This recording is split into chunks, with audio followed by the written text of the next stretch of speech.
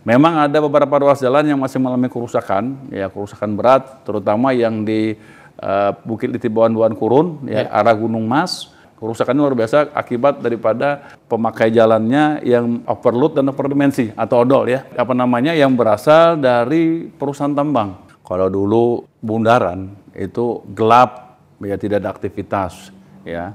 Terus juga agak serem katanya. Mudah-mudahan nanti ke depan lagi kita lagi persiapkan connect antara sound system nanti dengan lampu dengan air mancurnya. Kalau ketiga ini connect, oh luar biasa. Nanti orang takjub itu. Selamat datang di podcast Ruang Redaksi Kalteng Pos. Podcast Ruang Redaksi mendengarkan, mengulas, menginspirasi. Alhamdulillah saat ini podcast Ruang Redaksi Kalteng Pos berkesempatan berkunjung ke kantor Pekerjaan Umum dan Penataan Ruang Provinsi Kalimantan Tengah. Dan telah hadir bersama kita Kepala Dinas PUPR Provinsi Kalimantan Tengah, Bapak Haji Salahuddin. Assalamualaikum Pak. Waalaikumsalam warahmatullahi wabarakatuh dan salam sejahtera untuk kita semua. Sehat Pak? Alhamdulillah, iya. Seperti yang dilihat. Terima kasih Pak atas kesempatannya untuk bisa hadir di podcast Ruang Redaksi Kalteng Pos. Mungkin sekitar 30-45 menit ke depan kita akan sharing banyak ini Pak terkait infrastruktur dan lain sebagainya tentang penataan ruang di Provinsi Kalimantan Tengah seperti itu Pak. Nah, baik Pak, Bapak setahu saya diamanahi sebagai saat itu dimulai dari Bina Marga dulu Pak ya, 2016 Pak ya. Kemudian tanggal 19 bulan Maret 2018 mulai diamanahi yang lebih besar sebagai PLT PUPR menggantikan Pak Leonard saat itu Pak. Ya. Artinya lebih kurang berapa Pak? 7 tahunan apa 7 tahunan, di Maretnya 7 tahun lah. 7 tahun Pak ya. Ya. Baik Pak Kadis, selama 7 tahun nih Pak, atau selama Bapak berkiprah di dunia PUPR ini Pak, bagaimana Bapak melihat perkembangan infrastruktur di Kalimantan Tengah secara umumnya ini Pak? Alhamdulillah, terima kasih atas kesempatan yang diberikan ya. Jadi kita melihat saat ini seluruh infrastruktur khususnya jalan, jembatan, irigasi maupun bangunan gedung ya, kita juga ada bangun-bangun bundaran besar, ini semua sudah berjalan dengan baik ya. Hanya memang ada beberapa kegiatan ya, termasuk ruang terbuka hijau yang saat ini masih ada kegiatan lanjutannya ya. Kalau boleh dipresentasikan masih sekitar antara 70 ya 75% yang baru selesai secara keseluruhan. Tapi insya Allah di tahun ini ya kita akan selesaikan. Untuk bundaran Mahir Mahar juga ini masih ada sedikit ya penyempurnaan, termasuk pengaspalan saja lagi ya. Ini akan kita buka juga di tahun ini, sudah berfungsi semua. Kemudian untuk jalan-jalan ya kita tahu sendiri hampir sudah mantapnya hampir posisi 87%. 87%, jadi sekitar 13% yang tidak mantap. Itu per Desember tahun 2024. Tapi perlu kami informasikan di tahun 2025 ini akan mengalami penurunan, ya, akan mengalami penurunan itu menjadi 72,68%. Kenapa itu Pak? Jadi penurunan ini sebetulnya terjadi karena bukan kondisi jalan rusak, bukan. Tetapi kondisi ada peningkatan status jalan dari jalan kabupaten, ya itu ditingkatkan menjadi jalan nasional. Ditingkatkan jadi jalan provinsi. Itu ada 3 ruas jalan. Ya. Yang pertama ada ruas jalan yang di Katingan. Ya, Katingan ini Karengpakahi, Kampung Melayu sampai Kampung Tengah. Ini ada 120,8 km. Kemudian di Kota Waringin Timur ini ada ruas jalan Cempaka, Mentaya Seberang, Babulu, Bapinang. Ya, ini 125 km. Dan yang di Suruyan, ya lebih kurang 161,12 km, ini Simpang Amin Jaya, kemudian sampai dengan Jalan Rantau Pulut, ya, sampai HPH Somat itu ada sekitar 161,12 km. Ini kita kejar kemarin, kenapa? Karena ini menghubungkan beberapa desa, ya, seperti yang di Katingan ini ada 3 kecamatan, 29 desa yang terhubungi. Ya. Kemudian Cempaka, Mentaya ini ada 23 kecamatan, 23 desa. Ya. Kemudian yang di Seruyan ini 12 desa, 2 kecamatan. Yang salah satu tujuan daripada pembangunan jalan jembatan ini adalah membuka keterisolasian wilayah. Ya, tentunya dengan transport yang lancar, nanti efek samping yang lain itu kan mengikuti, termasuk nanti percepatan perkembangan ekonominya, termasuk pendidikan, ya, juga arus barang lebih lancar nantinya, seperti itu, ya. Di mana dari total 407,92 ini akan menambah panjang jalan yang dari 120 km menjadi 1.600 sekian kilometer itu, otomatis dia akan terjadi penurunan kemantapan. Karena tambah panjang. Tambah panjang, dan di antara panjang yang ada ini, yang masih missing link, yang belum tembus itu lebih kurang 230 km. Ya, ini harus ditembus oleh provinsi. Ya, ini harapan saya dengan pemerintahan yang baru, insya Allah kami akan melanjutkan sampai tembus ini. Mudah-mudahan ya ditembuskan atas nama Dinas PUPR Provinsi ini bisa melanjutkan sampai yang 407 ini seperti yang sudah dikerjakan di tahun periode berikut sebelumnya. Kita memantapkan jalan yang sebelumnya jalan kabupaten menjadi jalan provinsi adalah Pangkalan Bun Kolam. Ini lebih kurang sepanjang lebih kurang 50 km, 60 km ya, sampai kalau sampai Sukamara tuh mungkin sekitar 120 km juga ya. Nah, ini kemarin sudah mulus sekarang ya, udah bagus lah, lancar. Memang ada beberapa ruas jalan yang masih mengalami kerusakan ya, kerusakan berat, terutama yang di Bukit Litibawan Kurun ya, arah Gunung Mas. Tapi ini luar biasa, kerusakannya luar biasa akibat daripada pemakai jalannya yang sekarang overload dan overdimensi atau odol ya, yang yang berasal dari perusahaan tambang kayu log itu ya, yang seharusnya mereka menggunakan jalan khusus, tidak boleh menggunakan jalan umum ya, baik jalan nasional, provinsi ataupun jalan kabupaten ya. Ini luar biasa kerusakan di situ. Tapi kita terus berusaha membantu memelihara ya, untuk memelihara. Yang parah betul itu berada di lebih kurang 60 km ya, 60 dari ruas 120 itu Pak ya. Dari 120. Makanya kalau kita memang tidak bisa menghentikan daripada mereka ini menggunakan jalan kita, ya mau tidak mau konsekuensinya kapasitas jalannya yang harus kita tingkatkan ya. Kapasitas jalan tingkatkan otomatis sekarang ini kita menggunakan flexible pavement masih di MSC 8 ton untuk mengarah ke MSC 10 ton ke atas seperti jalan tol ya, otomatis konstruksi yang kita rubah. Ya, mungkin biayanya lebih mahal. Kalau menggunakan flexible pavement antara di 7 sampai 10 miliar, ini mungkin 3 kali lipatnya. Antara sampai 15 sampai mungkin 20 miliar per kilometernya. Jadi kalau 15 miliarnya, kalau 120 kilo, itu berarti kita menyiapkan uang 1,8 triliun. Anggap 60 kilo yang parah itu, berarti kita harus menyiapkan 900 miliar yang harus kita gelontorkan untuk menyelesaikan permasalahan yang ada sekarang itu. Jadi kita ini bertahan dengan menggunakan konstruksi flexible pavement yang masih MSC 8 ton. Itu, seperti itu. Oke, baik. Kalau saya tertarik itu Pak. Kalau misalnya yang dengan konsep jalan tol di atas 10 ton, itu di atas itu batas plafonnya maksimal berapa ton Pak? Kalau yang jalan tol itu kan mereka hampir tidak membatasi lagi sudah kan di atas MSC 10 ton ya. Artinya kalau misalnya itu bisa diwujudkan nantinya entah berapa tahun ke depan, itu betul-betul jadi solusi untuk wilayah tersebut. Solusi. Pak? Hanya saja ya kalaupun ada ya biaya terlalu mahal. Ya, berarti kita kan mengikuti keinginan daripada perusahaan tambang. Sebetulnya bukan kita yang menyiapkannya, justru harusnya mereka perusahaan yang menyiapkan jalan. Berarti harusnya ada jalan tambang seperti beda dengan jalan tol. Ya, di jalan pulau-pulau Jawa itu kalau sudah jalan tol itu ada jalan berbayar. Ya, jadi setiap harinya berapa kendaraan yang lewat ada masukan gitu loh untuk pemeliharaan dan peningkatan di jalan tersebut. Nah, sementara yang kita mengharap dari APBD kita. Nah, kalau semua kita fokuskan untuk menyelesaikan jalan Gunung Mas, kasihanlah jalan-jalan yang lain ini. Sama-sama semua strategis juga, termasuk yang arah Kurun juga strategis. Tapi yang mohon maaf di wilayah barat, kita ada di Pelantaran Peranggian, Sampit Samudra, Ujung Pandaran, juga ada yang di daerah Pangkalan Bun, ada di Lamandau, kemudian wilayah tengah kita ada di Kapuas, ada di Pulang Pisau, wilayah timur juga ada di Buntok, ya Tabakanilan, Patas gitu loh. Nah, ini juga strategis semua Pak ya? Strategis juga ya, dengan jumlah penduduk yang sama-sama banyaknya seperti itu.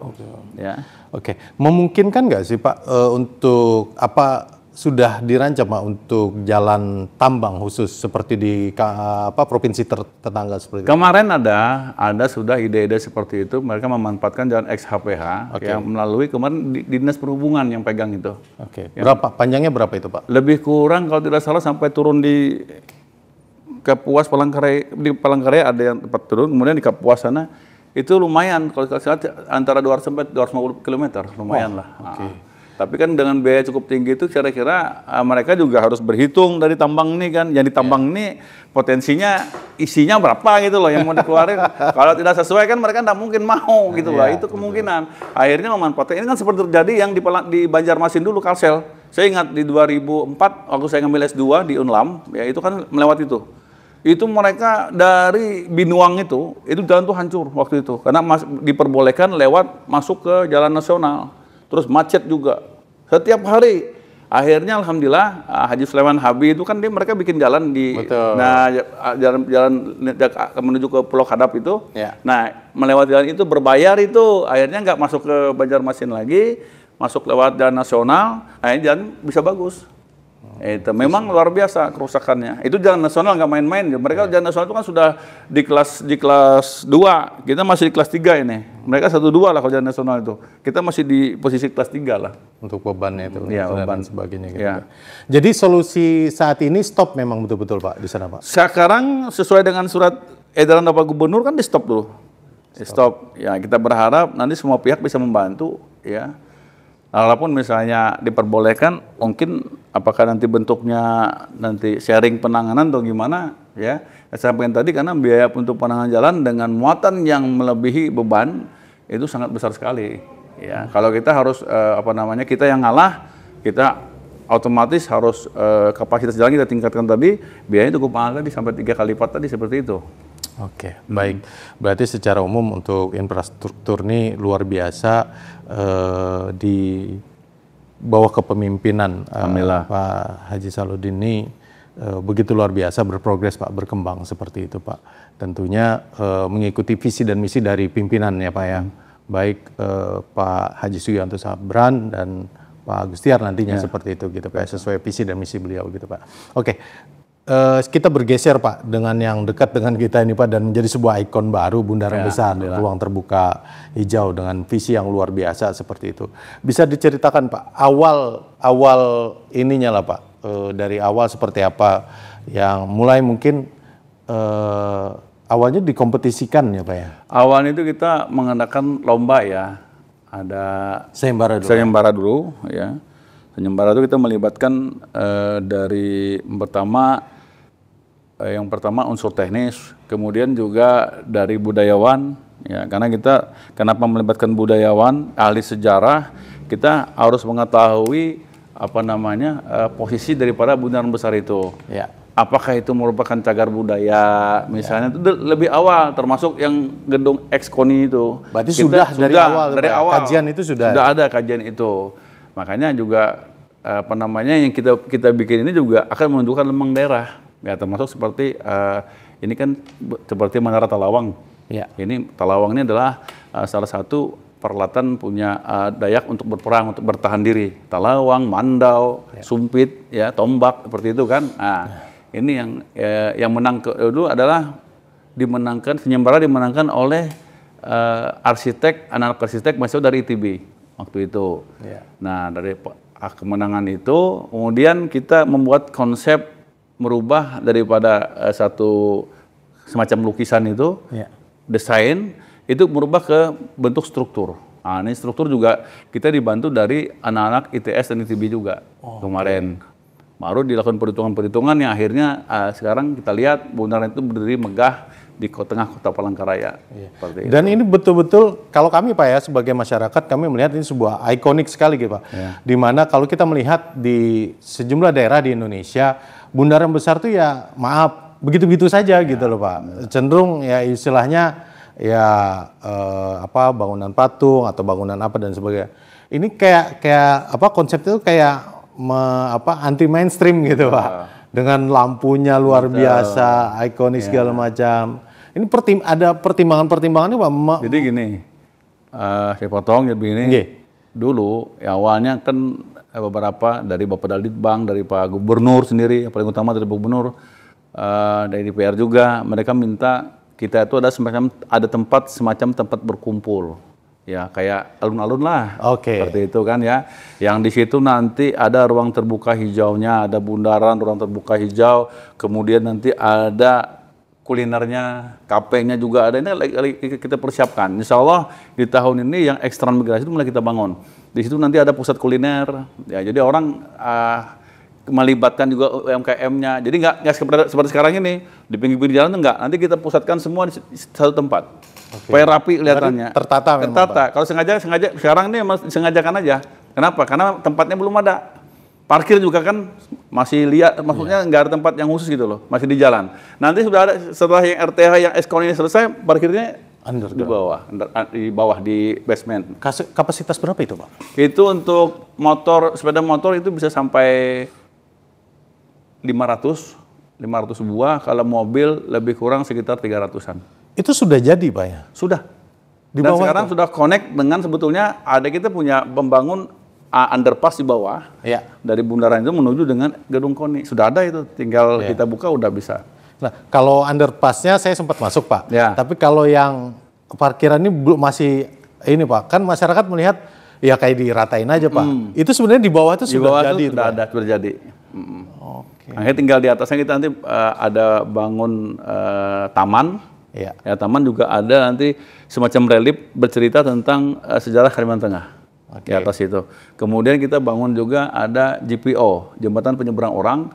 Di tengahnya nanti kita bangun semacam terminal di atas gitu ya. Itu nanti untuk orang berpose apa segala di situ ya. Nyebrangnya langsung ke dari atas itu pedestrian itu nyebrangnya di Palangka Mall. Oke. Ya, jadi itu. Yang di atas itu memenuhi kebutuhan ibu-ibu yang suka selfie gitu. Nah, itu salah satunya itu seperti itu. Akan melihatlah pemandangan sekitar lebih jauh, view-nya gitu ya. Lebih jangkauannya lebih jauh, ya. Iya. Oke, baik, Pak. Jadi ini betul-betul ikonik sekali nanti, Pak. Tapi memang mohon maaf, dalam perjalanannya ada dinamisasi pro dan kontra itu biasa, Pak ya. Biasa. Memang dalam pembangunan seperti itu, baik membangun jalan, jembatan ataupun bundaran, gedung, selalu ada pro dan kontra. Tapi itu kan karena keterbatasan pengetahuan masyarakat yang perlu kita sosialisasikan, kita sampaikan ya. Tapi kadang-kadang memang ya awal-awalnya saya bilang tadi mesti ada yang ribut-ribut, biasalah. Yeah. Seperti saya kita membangun PL slab yang menuju ke arah timur, yang di Bukit Rawi. Itu kan kita membebaskan tanah itu lebih kurang 3 km, 3,2 km. PL slab-nya dibangun oleh kementerian. Saya ingat waktu itu banjir berapa kali antrian panjang hampir sampai 17 km panjang. Orang sampai situ harus ke sini sampai 8 jam, 6 jam bukan di perjalanan tapi antrinya itu. Waktu banjir kan. Akhirnya saya dengan Bapak Gubernur waktu itu menghadap Bapak Presiden. Tapi lewat seknek itu kita disuruh ke Menteri dulu, ke Menteri PUPR. Dan akhirnya dalam waktu tidak lama Direktur Konservasi Jalan itu datang ke Kalimantan, datang di Palangkaraya, langsung menuju lokasi. Alhamdulillah tahun berikutnya itu dibangunlah PL slab. Tetapi mereka tidak punya dana untuk membebaskan lahan itu. Betul. Nah lahan yang 3,2 km itu dibebaskan oleh provinsi. Kami yang bebaskan dan itu sempat masuk koran lebih kurang 2 atau 3 kali. Gara-gara masyarakat demo. Karena pemikirannya apabila dibangun jembatan tersebut, PL slab itu, dibangun flyover itu, kiri kanan itu akan mati. Pemikiran mereka gitu loh. Saat itu. Saat itu akhirnya saya sampaikan bahwa silakanlah yang di bawah masih kita fungsikan, yang dari itu kita fungsikan pada waktu banjir. Hanya saja waktu banjir yang flyover yang kita gunakan, kalau bisa dua-dua digunakan. Dan akhirnya alhamdulillah dengan waktu proses yang cukup panjang waktu itu disetujui dan bisa sekarang kita lihat untuk ke wilayah Barito ya. Lancar lah walaupun banjir sekarang seperti itu. Jadi manfaatnya langsung dirasakan oleh masyarakat. Seperti sama kalau kita bangun PL slab yang di Pangkalan Bun. Itu juga dirasakan langsung oleh masyarakat. Tapi memang kadang menjawab itu tuh kadang butuh waktu. Butuh kesabaran. Harus sabar. Berarti pada saat momen awal itu dengan ketidaktahuannya masyarakat, ada mungkin juga dugaan-dugaan segala macam, memang mau tidak itu sudah hal yang biasa Pak dalam ini. Biasalah gitu Pak. Ya itu. Oke, berarti balik tadi Pak sedikit ke ruang terbuka hijau ini Pak. Berarti ini memang sebuah kawasan yang menjadi visi dan misi dari pemimpin kita, baik Pak Gubernur sebelumnya dan yang sekarang, bagaimana kita memiliki sebuah tempat yang ikonik sekali gitu Pak Ya, betul-betul luar biasa gitu kan, memenuhi segala unsur dan lain sebagainya, dan ini sudah terlihat sebenarnya Pak sekarang bagaimana animo masyarakat, baik masyarakat dari Palangkaraya, Kalimantan Tengah secara umum, bahkan semua tamu-tamu kita begitu merasakan ini Pak Betul. Jadi terasa sekarang ya kemajuannya. Kalau dulu Bundaran itu gelap, ya tidak ada aktivitas, ya. Terus juga agak serem katanya. Nah, sekarang tidak serem lagi. Malah sekarang jadi pusat orang-orang ya rekreasi, olahraga, kumpul-kumpul di situ kan ya. Ada kegiatan lain tambahan lagi, ada yang ngamen dan sebagainya di situ ya. Juga aslinya apa namanya, hanya kita berharap masyarakat ini bisa menjaga kebersihan, ketertiban kan terus terang. Yang saat ini ya saya sampaikan dua hal yang jadi setiap kita membangun seperti itu, dua hal yang jadi tantangan ya, bukan permasalahan, karena dia permasalahan akan muncul setiap tahun. Saya sebutkan itu tantangan. Yang pertama itu adalah bagaimana memelihara ya, yang memelihara yang sudah kita bangun ini, ya merawat, memelihara. Yang kedua itu adalah pengelolaan. Nah, pengelolaan saya sudah sampaikan dengan Pak Sekda kemarin. Dari sektor yang lama sampai yang baru sampaikan pengelolaan. Apa kita bentuk UVT ya, supaya mohon maaf yang begitu kalau semua di PU semua harus ada UVT tersendiri. Kalau berharap dari sifatnya yang fungsional ini sepertinya kewalahan. Ya. Karena kita ada yang aset yang kita pelihara ini banyak. Bundaran besar, bundaran kecil, kemudian semua aset yang punya milik provinsi termasuk Tugu Soekarno ya, banyak sekali. Ya, ini yang perlu, karena yang paling utama itulah kebersihan. Nah, kebersihan kemudian apa-apa yang di situ harus berfungsi, termasuk lampunya, termasuk air mancur, sound system, seperti itu kan semua harus berfungsi supaya masyarakat ini merasa nyaman ya menggunakan memanfaatkan lahan yang sudah terbangun tersebut.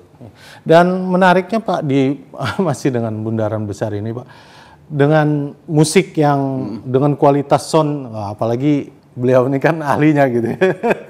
Artinya betul-betul dihadirkan kualitas sound yang terbaik, masyarakat yang berolahraga, apalagi gubernur sebelumnya, apalagi yang sekarang juga senang berolahraga di situ segala macam, tidak sepi gitu Pak, menikmati suara musik, lagu dan lain sebagainya, tapi betul-betul dengan kualitas ini sampai sedetil itunya Pak ya. Betul. Jadi kita tujuan akhirnya masih belum tercapai sebetulnya. Dulu saya punya konsep, saya melihat di Marina Singapura, itu setiap sore ya jam mereka itu sekitar jam 8 lah sampai jam 10 malam itu mereka ada atraksi. Atraksinya antara sound system dengan air mancur itu seirama.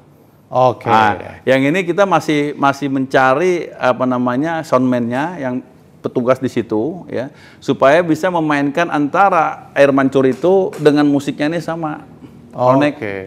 Kalau yang di Marina itu boleh lihat nanti di YouTube Marina, buka aja itu. Menarik sekali. Jadi luar biasa, orang itu mengenal, kalau bahasanya takjub lah melihat itu. Takjub gitu. Ketika melihat atraksi ini takjub. Jadi perhatian orang berubah. Semua fokusnya ke situ, ke air mancur dengan ke sound systemnya. Kita langsung pernah menyaksikan ketika mohon maaf waktu itu Pak Sugianto sakit waktu itu kan berobat di Singapura kan, kita ke sana, saya dengan Pak Leo juga ke sana, kita langsung nonton itu. Nah itu yang jadi pemikiran saya, wah ini bundarannya kita bikin begini aja nih, lampunya juga lighting dengan ini kan hebat mereka. Itu akhirnya maksud saya kedepannya mudah-mudahan ya seperti itulah, karena mohon maaf bundaran yang seperti itu yang adanya cuma di Kota Palangkaraya yang di Indonesia ya. Sepertinya ada di Kota Palangkaraya, ada sih di tempat lain, tapi mungkin mohon maaf air mancur lightingnya beda gitu dengan sound systemnya. Ini maksud saya yang harus kita ini kan. Mudah-mudahan nanti ke depan lagi kita lagi persiapkan itu bisa lebih bagus dia. Jadi connect antara sound system nanti dengan lampu dengan air mancurnya. Kalau ketiga ini connect, oh luar biasa. Nanti orang takjub itu.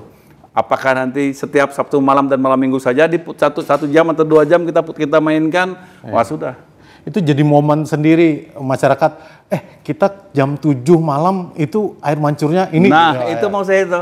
Kalau di Marina itu kan seperti itu. Ya terkonsep dia. Iya terkonsep dia. Nah, itu. Yang mudah-mudahan nanti ke depan seperti itu. Saya yakin bisa seperti itu. Kenapa? Karena sekarang ini hampir mirip lah, sudahlah dari kualitas. Kalau mungkin mereka di sana itu sampai 40.000 watt, kita juga sekarang lebih kurang 30.000 watt sudah ada punya kita, kurang sedikit aja.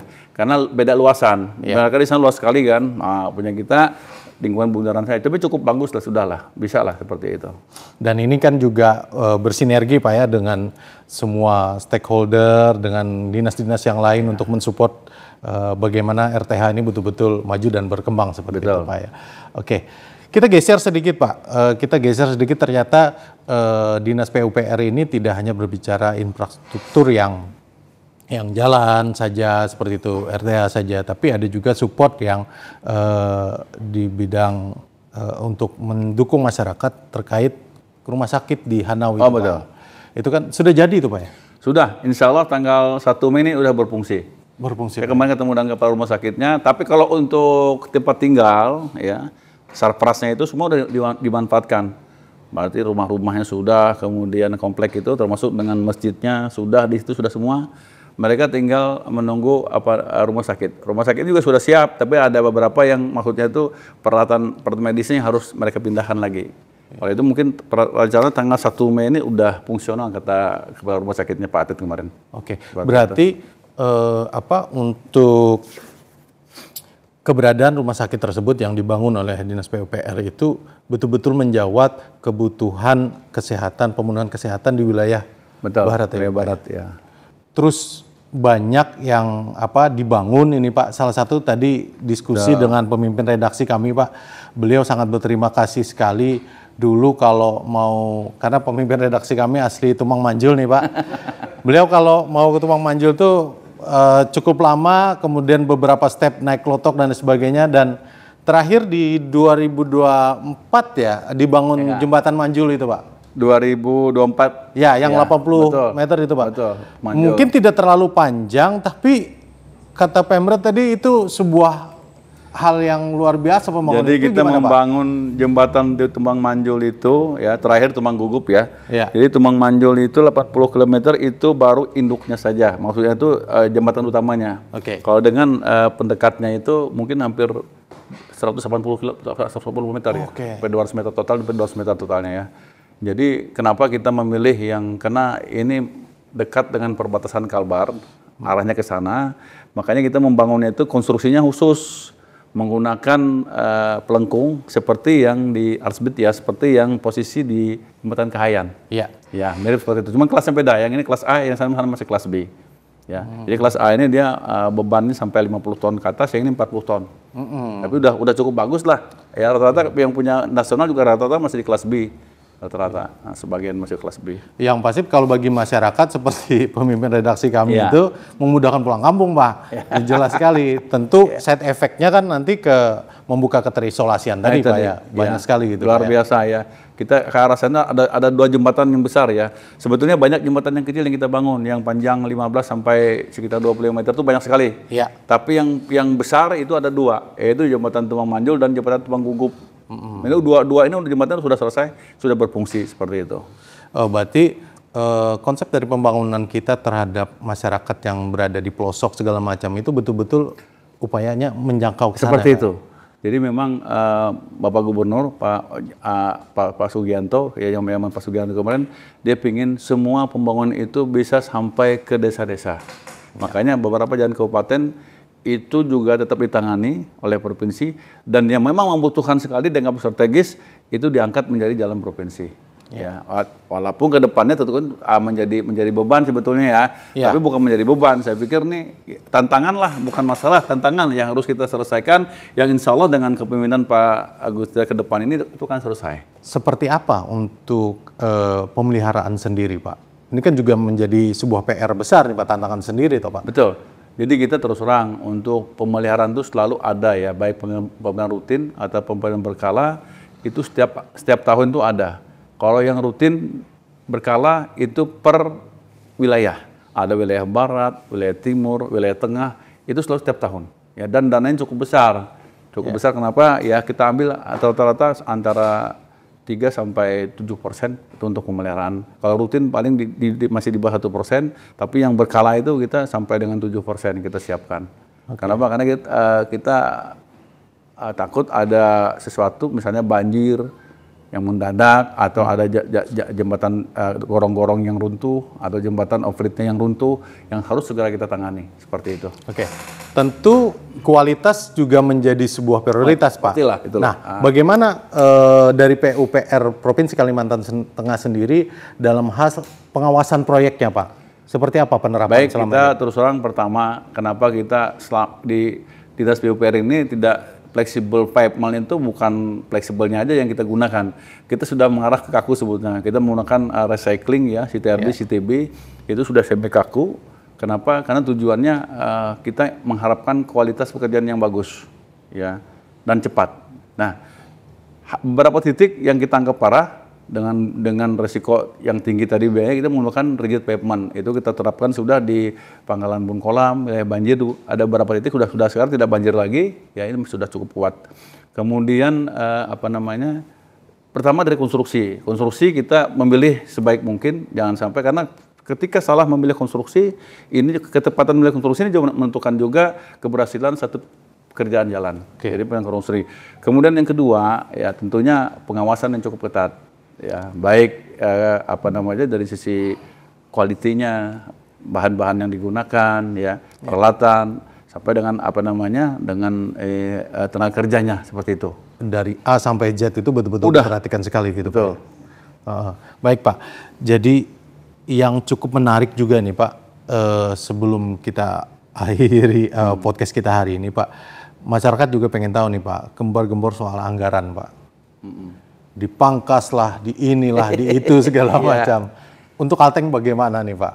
Jadi kabar terbarunya, Pak, untuk anggaran 2025 ke depan, Pak. Jadi saya informasikan ya, tapi bukan hanya Kalimantan Tengah, mungkin di seluruh Indonesia ya, khusus untuk dana alokasi khusus tuh untuk bidang jalan, bidang infrastruktur jalan, jembatan itu dinolkan. Ya. Kemudian kita masih menunggu juga terkait dengan dana transfer yang DBH sawit dengan DBH DR ya, apakah nanti bisa lanjut atau tidak. Tapi untuk di AU ya sementara ini masih tetap ya, mudah-mudahan tidak akan berkurang, tapi informasi nanti akan ada refocusing mungkin, tapi nanti kita lihatlah, karena saat ini surat resmi dari pusat tidak ada mengenai di AU ya, hanya mungkin persentase bagi hasilnya itu yang berkurang, itu aja yang sementara ini. Nanti mungkin yang lebih rincinya itu kan detailnya dari badan anggaran ya, dari BPKAD, bukan dari kita. Tapi informasinya kami selalu berusaha apa yang diberikan itu kita berusaha yang mana yang prioritas, yang mana yang strategis, yang mana yang harus kita amankan, kita dahulukan. Pastilah. Dan itu kita ratakan semua untuk kepentingan masyarakat Provinsi Tengah, Barat, Timur itu semua kita perhatikan seperti itu. Oke, baik Pak, terima kasih. Mungkin sebagai closing statement nih Pak, nanti bisa disampaikan terkait visi kedepannya, visi panjangnya dari PUPR dalam rangka mendukung visi dan misi Gubernur Kalimantan Tengah Bapak Haji Agustiar Sabran dan wakilnya Pak Haji Edi Pratowo, kemudian juga nawacitanya dari Presiden kita Bapak Prabowo, seperti apa Pak visi kedepannya dari PUPR? Baik, kita tentunya ya melihat ke depan ya, tentunya adalah pembangunan infrastruktur yang berkelanjutan. Artinya yang sudah ada ini tentunya harus kita pertahankan ya, ke depan bisa lebih baik lagi ya. Kemudian saya juga berharap dengan masyarakat ya, apa yang sudah kita bangun ini bisa sama-sama kita rawat ya, terutama sebenarnya yang bundaran besar ya, jaga kebersihan itu seperti itu. Untuk jalan ya kita berharap dengan pengguna jalan terutama yang dari pihak perusahaan tadi bisa membatasi Pak, batasi muatannya lah. Kalau harus terpaksa menggunakan jalan provinsi, jalan nasional ataupun jalan kabupaten, tolong muatannya dibatasi. Saat ini yang kita lihat adalah mereka rata-rata menggunakan overdimensi. Jadi overdimensi, kemudian muatannya sudah tidak sesuai lagi dengan kapasitas jalan kita. Ya, rata-rata mereka menggunakan di atas MSI 8 ton lah, posisinya seperti itu. Kemudian tentu kita ke depan berharap ya yang masih tersisa ini ya, akan kita lakukan perbaikan-perbaikan kembali, kita bangun lagi ya. Karena saya sampaikan tadi bahwa untuk jalan sendiri dari 87 ada penurunan tadi karena ada penambahan panjang jalan. Nah ini menjadi PR kita bersama. Tapi Dinas PUPR siap mengawal ya tentunya mengawal pekerjaan dengan kualitas yang terbaik untuk masyarakat Provinsi Kalimantan Tengah. Terima kasih Pak Salahuddin. Sehat terus Pak. Ya, makasih. Selamat bekerja Pak. Baik, Bang Rohan, terima kasih banyak ya. Siap.